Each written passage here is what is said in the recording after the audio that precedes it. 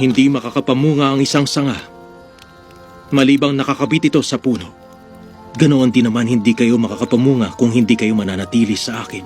Ako ang puno ng ubas, at kayo ang aking mga sanga.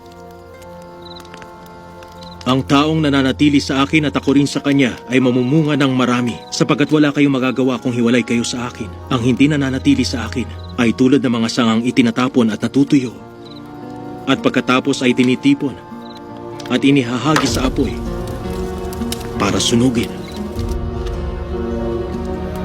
Kung mananatili kayo sa akin at ang mga salita ko'y mananatili sa inyo, ipagkakaloob ko ang anumang hilingin ninyo. Napaparangalan ng aking Ama kung namumunga kayo ng sagana. At sa ganitong paraan ay naipapakita ninyo na mga tagasunod ko kayo. Mahal ko kayo, gaya ng pagmamahal sa akin ng Ama. Manatili kayo sa aking pag-ibig.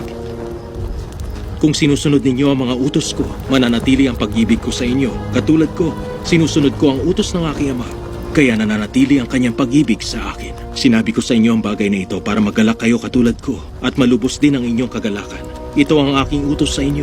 Magmahalan kayo katulad ng pagmamahal ko sa inyo. Wala ng pag-ibig na hihigit pa sa pag-ibig ng isang taong nag-aalay ng kanyang buhay para sa kanyang mga kaibigan. Mga kaibigan ko kayo, kung sinusunod niyo ang aking mga utos, hindi ko na kayo itinuturing na alipin dahil hindi alam ng alipin kung anong ginagawa ng kanyang amo. Sa halip, itinuturing ko na kayo mga kaibigan dahil sinasabi ko sa inyo lahat na narinig ko sa aking Ama. Hindi kayo ang pumili sa akin, kundi ako ang pumili sa inyo para humayo kayo at mamunga ng mga bungang mananatili. Sa ganoon, anuman ang hingin ninyo sa Ama sa pangalan ko ay ibibigay niya sa inyo. Ito nga ang utos ko sa inyo. Magmahalan kayo. Sinabi pa ni Jesus, Kung napupuot sa inyo ang mga tao makamundo, alalahanin ninyo na ako ang una nilang kinapuotan.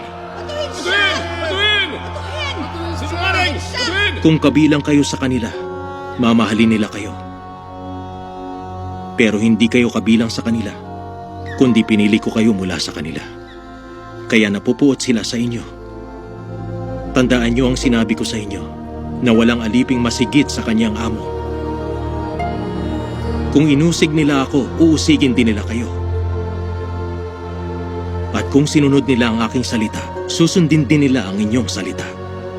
Uusigin nila kayo dahil sumasampalataya kayo sa akin. At dahil hindi nila kilala ang nagsugo sa akin. Kung hindi ako naparito sa mundo at nangaral sa kanila, wala sana silang pananagutan sa kanilang kasalanan. Pero ngayon, wala na silang maidadahilan sa mga kasalanan nila.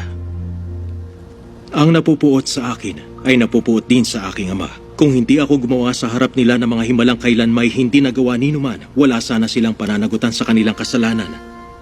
Ngunit kahit nakita na nila ang mga himalang ginawa ko, napupuot pa rin sila sa akin at sa aking Ama.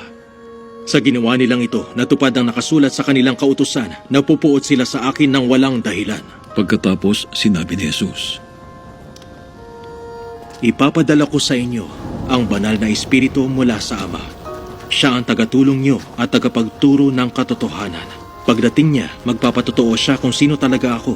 Kayo rin ay dapat na magpatotoo tungkol sa akin dahil kasama ko na kayo mula pa noong una. Sinasabi ko na sa inyo ang mga bagay na ito para hindi manghina ang inyong pananampalataya pagdating ng pag-uusig. Hindi na kayo tatanggapin ng mga kapwa niyo Hudyo sa mga sambahan nila.